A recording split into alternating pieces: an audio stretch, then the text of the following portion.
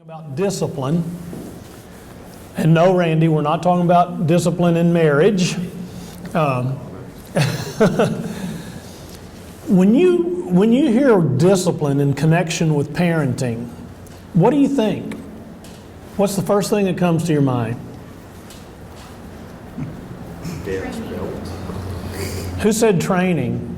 Well, that's good. That's good. Because I would have thought the first thing that would come to our mind is the negative side of discipline. Spanking or, punishment or whatever your form of discipline is. But the root word of discipline is disciple. And what's a disciple? A learner. Disciple suggests training or learning. And for example, we talk about spiritual disciplines. That's not a negative thing. Spiritual disciplines means there are things that we need to be learning in our Christian walk that are training us to be better, to be more like Jesus. So a parent's job is not simply to punish their children when they do wrong.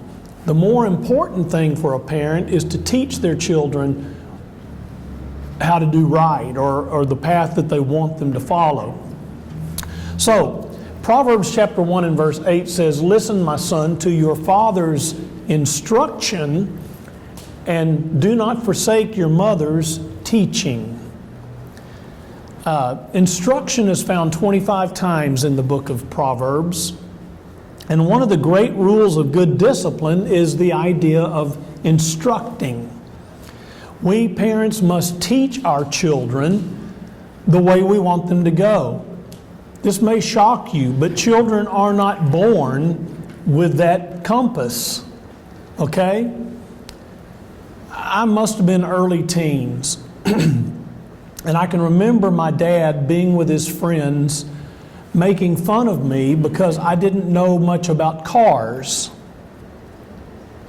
Well, you know what? My dad never took me with him when he was working on the cars. Did he think I was just born with that? And it was very uncomfortable being made fun of about something I didn't know that no one had ever told me about. Now, I'll admit I never had much of an interest in cars, but he never tried to instill that interest in me either. You with me? Who would have been interested after that? Yeah, true. Children can't be held accountable for instructions not given, nor can they be held accountable for instructions that aren't given clearly. Okay? So, let's get to this negative aspect of discipline for a minute, though. Does the Bible say spare the rod and spoil the child? It comes close, doesn't it? But this is an old adage that we have, but it's not found in the Bible that way. The closest thing to it would be Proverbs 13:24. "Whoever spares the rod hates their children, but the one who loves their children is careful to discipline them." There are verses in Proverbs that might lend themselves to this idea that we often have this adage attached to. Verses like Proverbs 22:15, "Folly is bound up in the heart of a child, but the root of discipline will drive it far away." And Proverbs 23:13, "Do not withhold discipline from a child. If you punish them with the rod, they will not die. Punish them with the rod and save them from death." But we need to be real careful here. Is there a place for spanking in parenting?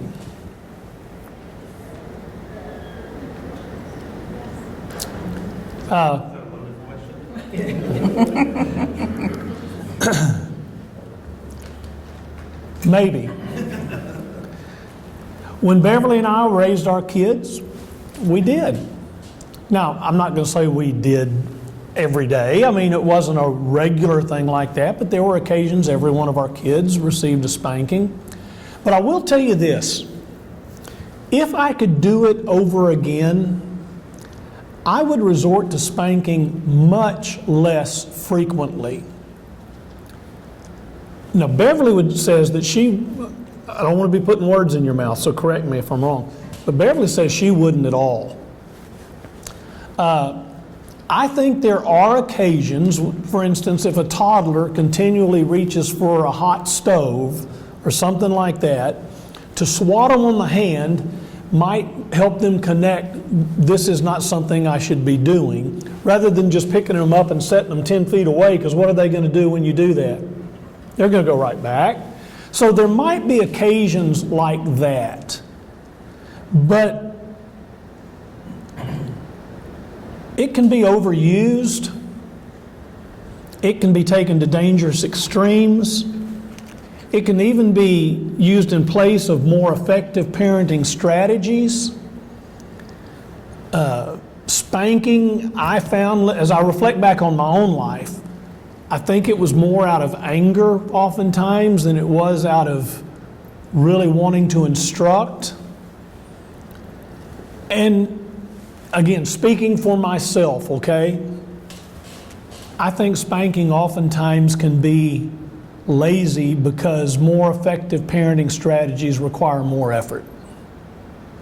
Does that make sense? So I want us to return to this idea, because I know there's still some of you probably saying, yeah, but the scripture says about sparing the rod and that you don't love your kids if you do that. So let's return to this verse we started with. Whoever spares the rod hates their children, but the one who loves their children is careful to discipline them.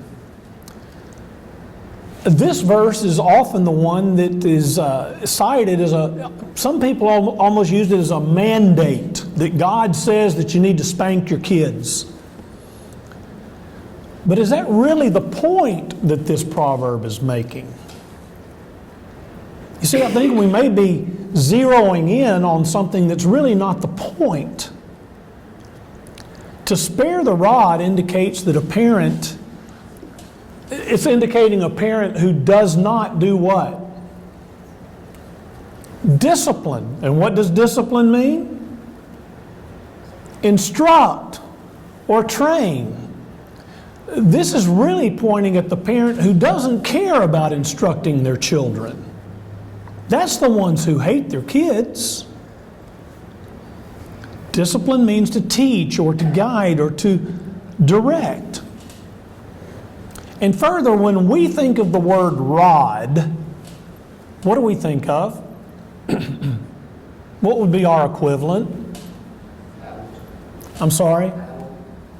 A paddle, a switch, a belt, maybe even caning, something along that line. A spatula. Yeah, my mom's was a metal-handled fly swatter. And believe me, my mom was not accurate enough to hit me with just the little fly swatter part, okay? But in the Old Testament, this is seldom the case that the rod is connected with this kind of thing. Psalm 23 and verse 4, one of the best known psalms that we have, or the best known. Your rod and your staff, they comfort me. Now, would we say to our parents, your belt comforts me? For sheep and for children, the assurance of comfort is not easily reconcilable with corporal punishment, is it? So, I think we need to analyze what's going on here. David is using the shepherd-sheep metaphor, with God being the shepherd, us being the sheep. And a staff, you know what that is. A staff is that crooked thing that shepherds carry. It's used to pull a sheep from a particular tight spot or something along that line. For reaching for it, maybe if it's fallen down a ledge and you can pull it back up. The rod is the Hebrew word Shabbat. And for shepherds, the Shabbat had 5 common practical uses. First of all, it was the symbol of the shepherd's guardianship. Secondly, it was used to throw, and they could throw this with great accuracy out in front of a sheep that was straying from the flock, and it would turn it back toward the flock.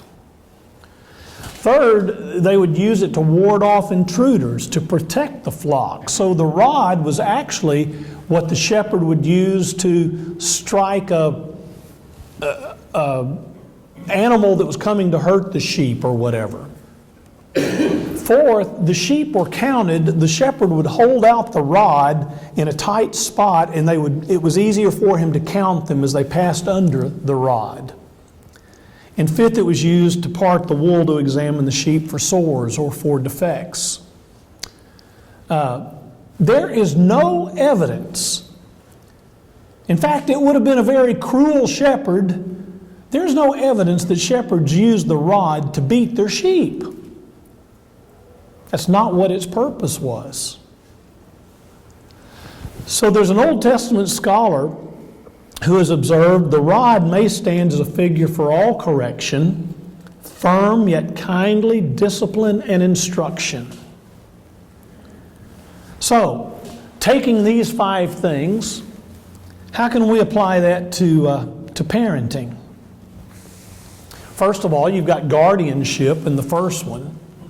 That part of the responsibility of parenting is to provide security so that the child knows they're loved and cared for. Second one you could say is guidance, directing them in the path they need to go, teaching them, keeping them from straying. The third one is protection. The parent is responsible for protecting the children from things outside that can harm them. The fourth is evaluation, monitoring the child's progress. And the fifth, you could say, is like diagnosis, looking for things within their child, knowing their child well enough that they can kind of see any anxiety or any pain or things like that they might be experiencing. So the rod, what did David say about it? The rod is what? It's comfort. Comfort. Comfort to the sheep. And loving, firm discipline is going to be a comfort for our children. It provides security for them. I want to pause right here just to say there's all different ways of parenting, and Beverly she will probably get more into this later. I'm not here to lay a guilt trip on anybody, okay? I'm just presenting this to say there are more effective ways perhaps that we could approach this. So if you're someone who swats their kid on the fanny occasionally, this isn't meant to be beating you up, okay? Oh, that's kind of a double metaphor there, isn't it? Further, if we go back to this proverb, it says the one who loves their children is careful to discipline them. Here we see suggested love, and we see suggested appropriateness, because there are appropriate ways to discipline our children, and there are inappropriate ways to do it. First of all, whatever we do with our child needs to be carefully associated with the offense. Okay? Second, never should it be administered in the heat of anger. And I know, hey, I've been a parent. I know how hard that is. I wish I had had this information when I started. But it should be done with calmness and with conviction. Third, there is never an excuse for physical violence. Fourth is it should be fair. Unjust punishment will do more harm to the child than good. Nothing defeats its own purpose more than perpetual fault-finding and too severe a punishment. I remember having to apologize to Jenny on one occasion because, hey, I was the preacher and I was concerned about appearance in this church that I was in, and I remember when the movie Bodyguard came out. Y'all remember that movie? Well, it was rated R. And as a preacher, I had talked about, the inappropriateness perhaps of rated R movies and stuff like that. Well, my daughter decided she was going to watch this at a friend's house. And I threw a little hissy fit about it. And so I grounded her for 2 weeks for watching Bodyguard. And I had to apologize to her later. That was nothing but a reaction. I was embarrassed and I was going to make my point. And it just wasn't fair at all. Fortunately, she was very forgiving. I think I even ended it after a few days. I didn't hold to the 2-week thing, but are you biting your tongue right now? No. I think you are. Well, not really about that, but I'm trying to think through. It was after it came out on, I don't remember what would it have been then? Was it DVD? VHS. VHS. Yeah. And so she did not go see it. She was at a friend's house. I thought I said she was at I thought you said she went to see it with a friend. Okay, but yeah. the friend's mom put it on. Jenny felt a lot of peer pressure. We are not, I just want to be clear that we still, even the two of us, are very careful what movies we see. So I don't want to give the impression. I'm glad you added all that because, she was under a little bit of peer pressure about it. I just overreacted is what I'm saying. I overreacted and it wasn't fair. It really wasn't. They sometimes our children preferred his punishment more than all the words I could use. Because I had a lot of words about this, not as much punishment, but it's, you're not going to do this. Let me tell you why you're not going to do this. And you need to stand up and you need to say no. And she's like, okay, I'll take the 2 weeks. And so it was I was very training and disciplining about it because I do think that's important. So I'm not an R-rated movie fan. Okay. So we're familiar with Colossians 3:21, right? Fathers, do not embitter your children or they will become discouraged. The Greek word has a deeper meaning. Discouraged has a deeper meaning than what we understand it. It implies breaking somebody's spirit. What does embitter mean? Don't bring them to anger out of the way that you react to them. Resentful. I think some translations even put it that way. Causing them to be resentful. But this idea of discouraged implies a broken spirit. Is there any one of us that wants to break our kids' spirits? And this is what Paul is warning against. That we can, in the way that we come across to our kids, whether it's out of anger or whether it's unjust or whatever, we've got to be very careful in our discipline that we don't break their spirits. So punishment needs to be balanced with encouragement. Unfortunately, I know because I've been close enough to it myself. My mother's greatest concern, I think, in parenting was that one of her kids would get the big head. She said that to us all the time. But I can't tell you how bruised every one of my siblings are because we didn't get encouragement. Punishment has to be balanced with encouragement. I don't know of any kid that's died of the big head. Do you? Usually people with big heads are people that don't have a good self-esteem. So, what's the result of healthy discipline? Well, look at these two verses. Discipline your children, and they will give you peace. They will bring you the delights you desire. And then you're familiar with this one. This is from a different translation, but start children off on the way they should go, and even when they are old, they will not return to it.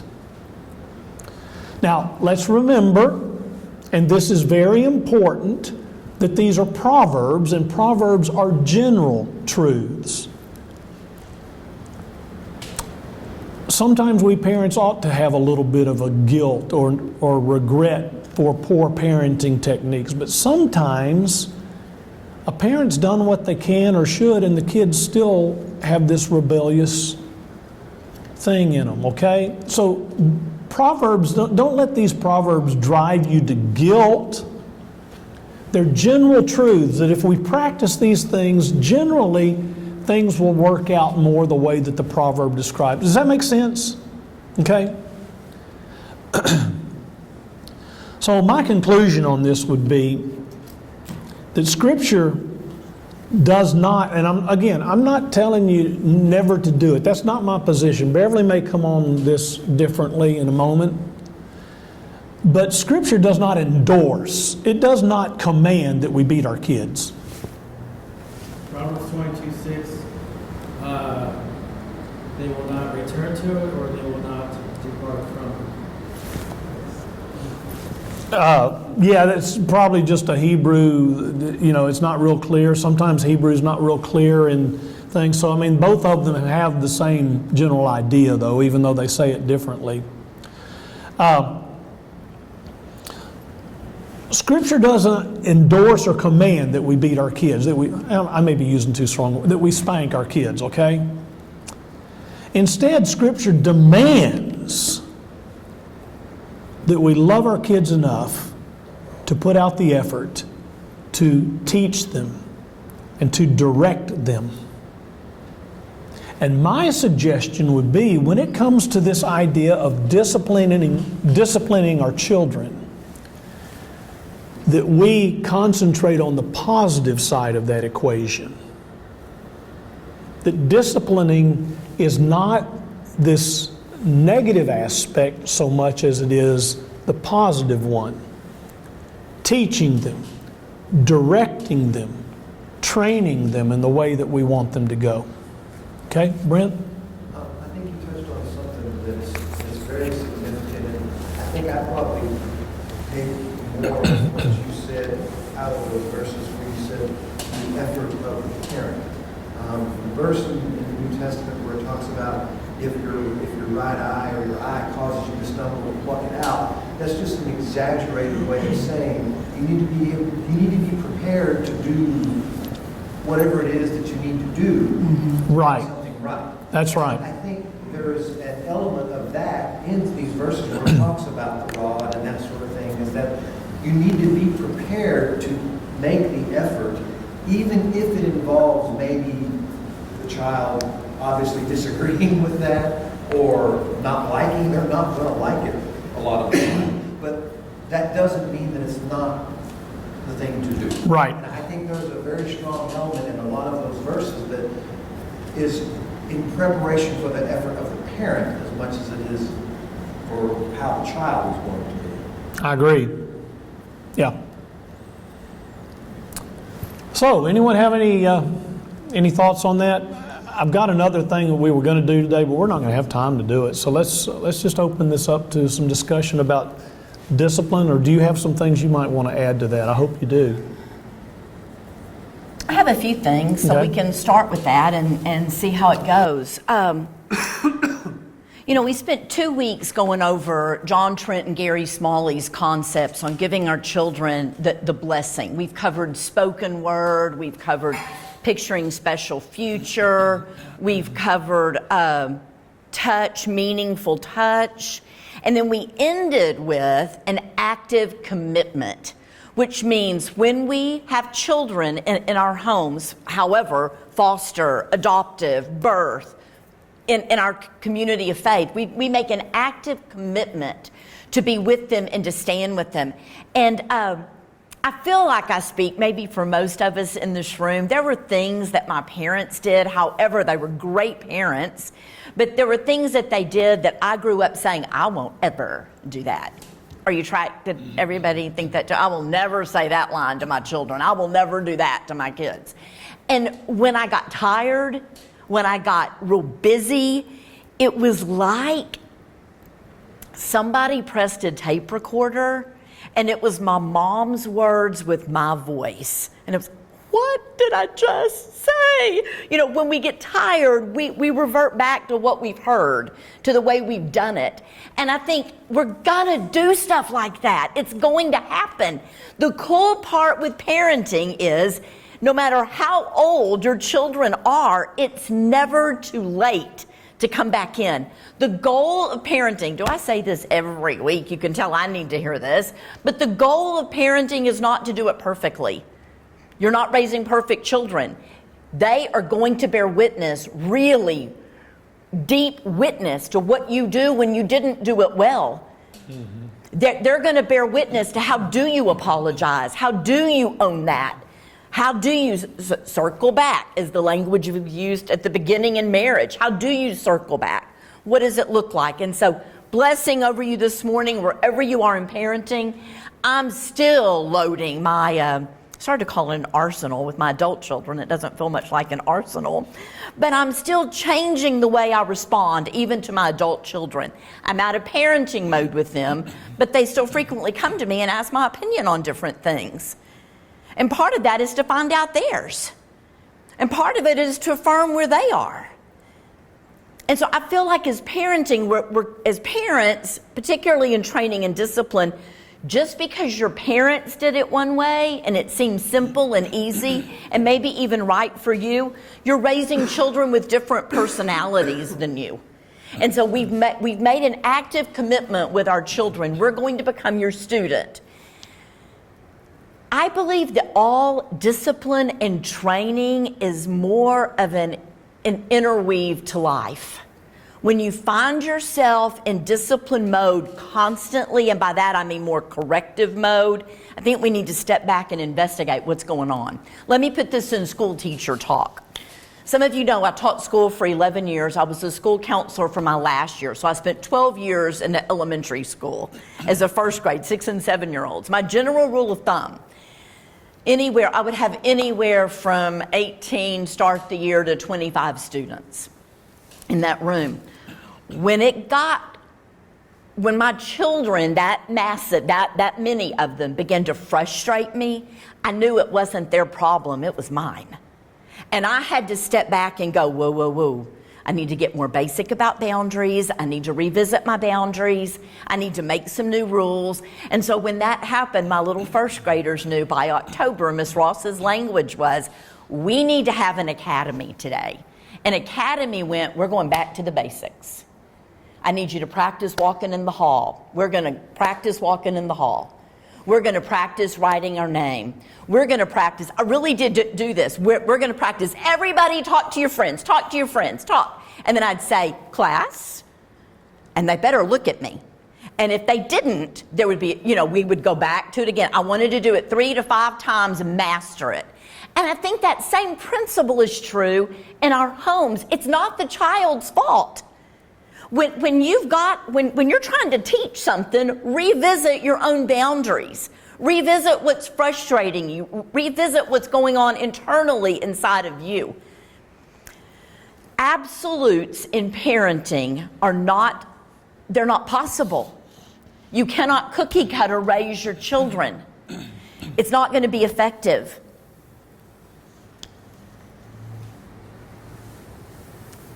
I think I'm going to go ahead and add this.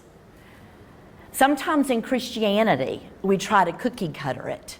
We try to make rules about Christianity. We try to make rules about what we're going to do on Sunday morning. We try to make rules about things that the Bible doesn't speak about.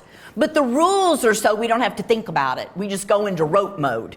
And you can't go into rote mode when you're raising kids. It can't become so cookie cutter that you lose your ability to interweave with those children and interweave with the kids that live in your home. So, I believe the number one purpose, as long as we have children under our care, from prenatal, from the time they're in our womb until they leave our home. And if that means I'm paying for their college, they're still in my home. But I believe that one of those things is that we make an active commitment to keep our children safe physically. Now, that does not mean our children will not ever be hurt in our care. You and I both know it's impossible for them not to ever. But I make an active commitment that I'm going to care for them physically. And I'm going to be tight about that. And listen what I mean about that. When it's little, that's It almost feels easier when they're little. The older my children got, the harder the caring for them physically became because it involved more adult stuff. I believe when they're pretty young, let's do this. I knew from basically the time my children were born, I could not make them do a lot. You with me? I mean, how many of you really, really wish when you brought them home from the hospital, you could go, now mommy is really tired. I have just birthed you, and so I expect you to sleep at least 6 hours. That just doesn't work, right? You can't make them sleep. You can't make them eat. You can't make them do what you want them to do. Now, my philosophy as my children got older is you're absolutely right. All my children, I think the ones that I birthed, and my first graders may, have said that to me once. You can't make me. You're right, can't make you. But I can make you wish you had. You know what I mean? I can't make you. I admit that. You get to choose that. But I believe when it comes down physically safe, maybe you need to brainstorm, what does that mean in our home? Because I think sleep is keeping a child physically safe. You know what I'm saying? Sleep is important, that our children learn to sleep. Now, I cannot mandate when they go to sleep. I can mandate when they wake up. Are you tracking? I can mandate when they get in bed at night. I can mandate, now we didn't have to do this with my kids, but I am an advocate for it now, that all electronics are on the kitchen cabinet. And I gotta say this with this, if I had kids, if I were raising kids today, I'd put my electronics on the kitchen cabinet too.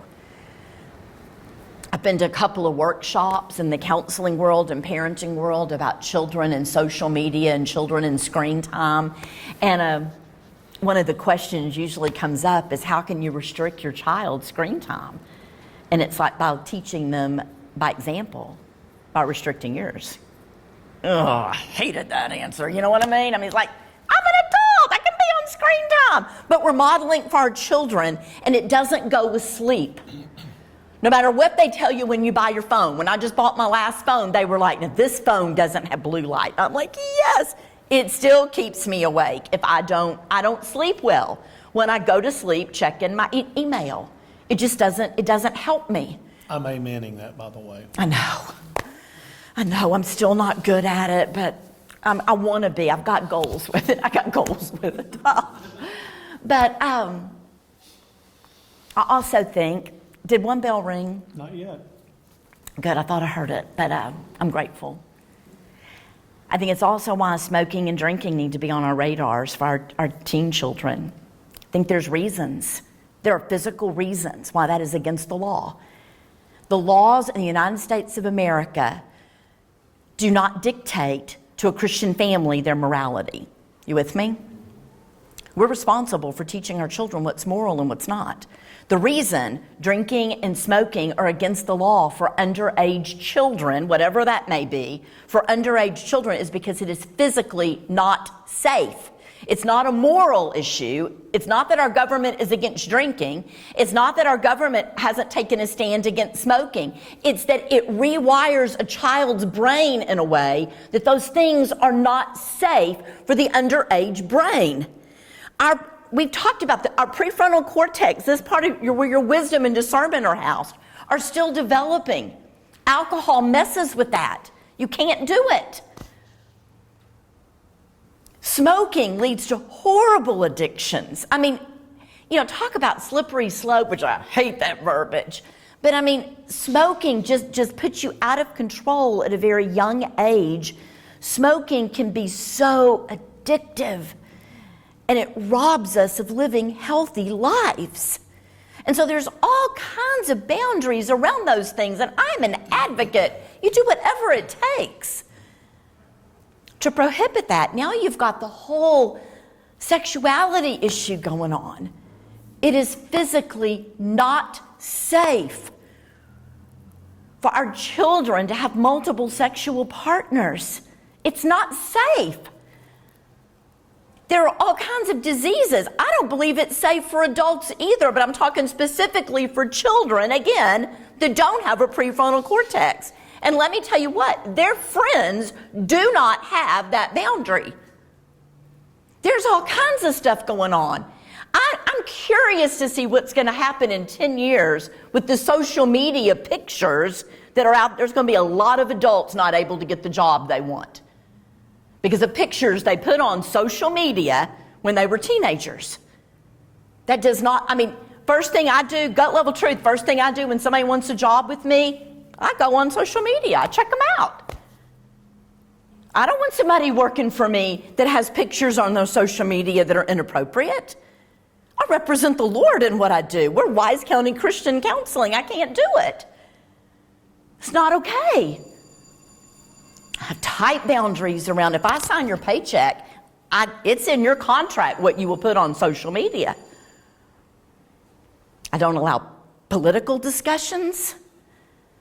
And I certainly don't want inappropriate pictures or you with alcohol. A picture of you. I don't want it. We work with people that live in addiction. We're not going to foster that. And I just think we've got to explore when our children are little, because let me tell you what, I had 3 darling children that grew up in my home. And they all, at some level, some more than others, but could be very convincing and charming. And, you know, I told you I was not above manipulating as a parent. I'm not. I'm fine with that. I'm not.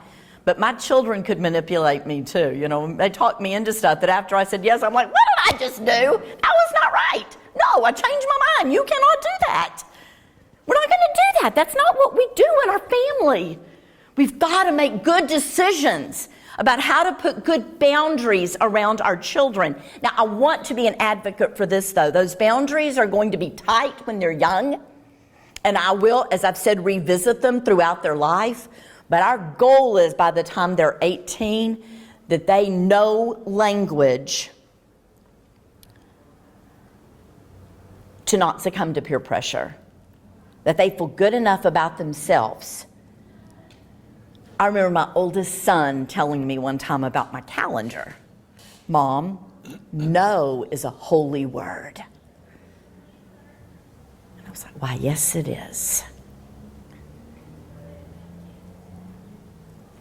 Do you know there's some research that talks about how young children are attracted to being in gangs? And that attraction starts at age 9.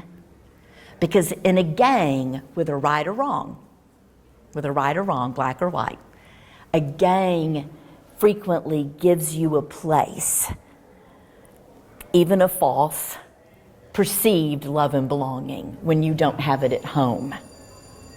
And so what our major boundaries are for is I love you too much to let you do that. And until you decide not to, I'm going to help you decide not to. Number 1 in discipline is keeping our children safe physically. So much more that we want to address about parenting, but